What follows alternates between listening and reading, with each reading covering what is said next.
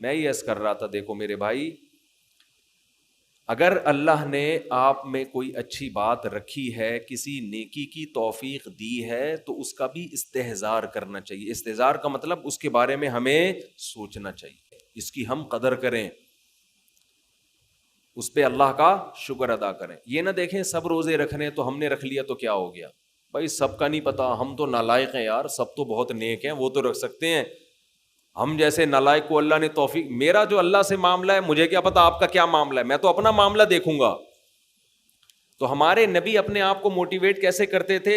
ذہب الظما، پیاس چلی گئی، وابتلت العروق، رگیں تر ہو گئیں، وثبت الاجر انشاء اللہ، اور اللہ نے چاہا تو اجر ہمارے اعمال میں لکھ دیا گیا، اجر لکھ دیا گیا ہے۔ تو اس سے انسان کو اگلے دن دوبارہ روزہ رکھنے کا حوصلہ ملتا ہے۔ اور گناہ میں الٹا، تھوڑی دیر کی لذت، یہاں سے بات شروع ہوئی تھی کہ جوانی میں بھی یہ لذتیں اگر آپ نے کنٹرول نہیں کیا نا تو بڑھاپے میں یہ لذتیں بڑھیں گی، مگر گناہ کرنے کی طاقت کیا ہو جائے گی؟ ختم۔ تو حسرت، افسوس، ٹینشن والی زندگی۔ تو اس لیے جوانی میں اپنے آپ کو نیکی کا عادی بنا لو، اس سے بڑھاپا بڑا خاندانی گزرے گا، اللہ اللہ کی بڑھاپے میں توفیق ملے گی۔ جوانی میں تسبیح کی عادت ڈال لو، سمجھتے ہو؟ نہیں آ رہی سمجھ میں؟ جوانی میں کیا عادت ڈال لو؟ تسبیح کی۔ نبی صلی اللہ علیہ وسلم نے فرمایا، صحیح بخاری کی آخری حدیث، کلیمتانی خفیفتانی علی اللسان ثقیلتانی فی المیزان حبیبتانی الی الرحمن سبحان اللہ وبحمدہ سبحان اللہ العظیم۔ دو کلمات زبان پہ بہت ہلکے، ترازو میں بہت بھاری، اور رحمان کو بہت محبوب۔ ایک سبحان اللہ وبحمدہ، دوسرا سبحان اللہ العظیم۔ یہ آپ نے اگر جوانی میں اپنے آپ کو ذکر کا عادی بنا دیا، بڑھاپا بڑا اچھا گزرے گا۔ ہماری مسجد میں ایک بزرگ ہیں، پابندی سے تراویح پڑھتے ہیں، آج فجر میں پتہ چلا کہ روزانہ 20 پارے تلاوت کا معمول ہے۔ میرا خیال ہے 70 سال عمر تو ہوگی، 70 سال میں روزانہ کتنے پارے پڑھ رہے ہیں؟ 20۔ کیا یہ عادت انہوں نے بڑھاپے میں ڈالی ہے؟ بڑھاپے میں اتنی ہمت نہیں ہوتی، یہ عادت کب سے پڑی ہوئی ہوتی ہے؟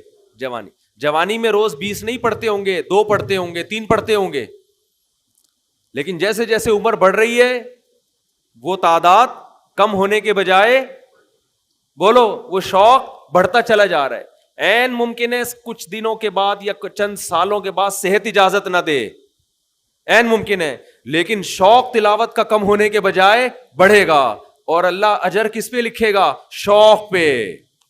حدیث میں آتا ہے کسی کا کوئی معمول تھا، صحت خراب ہونے کی وجہ سے معمول چھوٹ گیا تو اللہ اس کے اعمال میں وہ نیکی لکھتے رہتے ہیں۔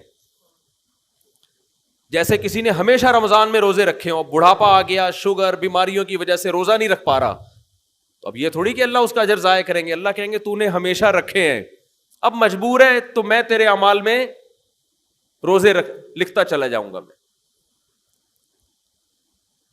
تو آج آپ نے اپنے آپ کو، میرے بھائی، اللہ کا تھوڑا تھوڑا اللہ کا ذکر کی عادت ڈالو۔ میں نہیں کہہ رہا آپ سے زیادہ نہیں ہوتا تو وحشت نہ تھوڑا کر لو، آج تھوڑا کرو گے، کل اس تھوڑے میں ایسی لذت ہوگی کہ اللہ اس مقدار کو بڑھا دے گا۔ حدیث میں آتا ہے سبحان اللہ والحمد للہ ولا الہ الا اللہ واللہ اکبر، یہ کلمات احب الی اللہ مما طلعت الشمس، او کما قال صلی اللہ علیہ وسلم۔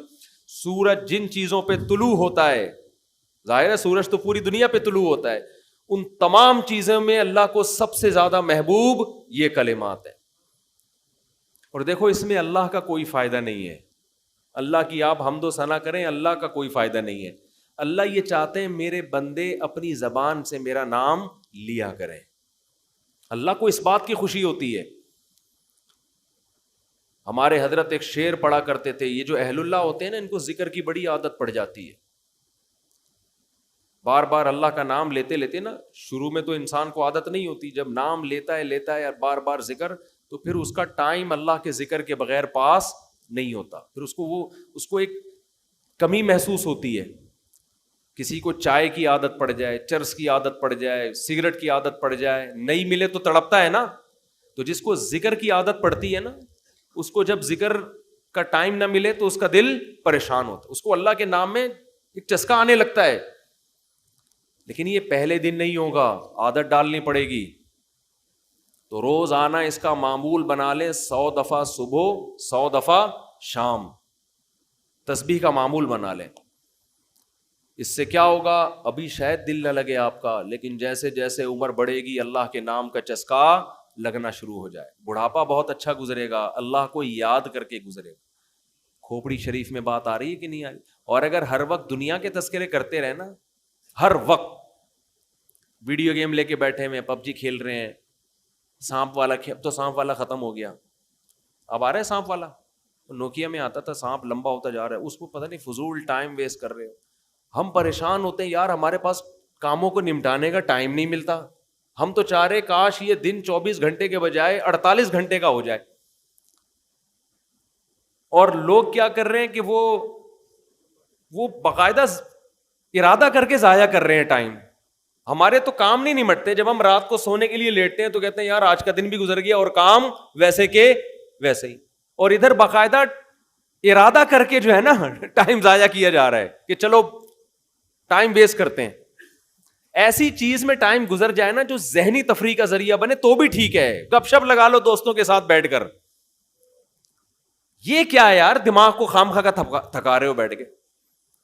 تو اگر پب جی کھیلنے کی عادت ڈال لی تو جاؤ گوروں کا بڑھاپا دیکھو, اولڈ ہاؤس میں بڑھاپے میں سنوکر کھیلتے ہیں, کیرم بورڈ کھیلتے ہیں, رمضان کی راتوں میں بھی زوجہ کے قریب جانے سے منع کیا تھا. یہ چیزیں کھیل رہے ہوتے ہیں بڑھاپے میں کہیں چلے گئے. اور ہمارا بوڑھا بڑھاپے میں ایک دن میں 20 پارے ختم سے غلطی ہوئی. رمضان کی رات میں نے اپنی سمجھتے ہو گے نہیں, وہ نماز میں دل بہلا رہا ہے, وہ تہجد میں اس کا ٹائم گزر رہا ہے, ویڈیو نہ بنائے, لکھا ہوا ہے نا. لیکن اتنا بھی نہیں ہے.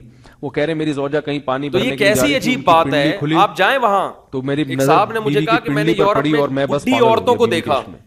میں یہ اس لیے بیان کر رہا ہوں کہ جو لوگ نظر کی حفاظت کرتے ہیں, بڈھی عورتیں بیٹھی ہوئی اور جوا کھیل رہی ہیں, تاش کھیل رہی ہیں, پاگل ہوتے ہیں. کہہ رہے مجھے یاد آیا دن رات انٹرنیٹ پر پنڈلیاں دیکھتے رہتے ہیں. ہماری بوڑھی عورتیں مسلے پہ بیٹھی شکل بھی اچھی نہیں لگتی ان کو. اللہ اللہ کر رہی ہوتی کا یہ عذاب ہے, وبال ہے. آخری وقت گھر میں اللہ کا نام لے کے گزار رہی آپ کو اچھی اور ایک بڑھیاں ہیں.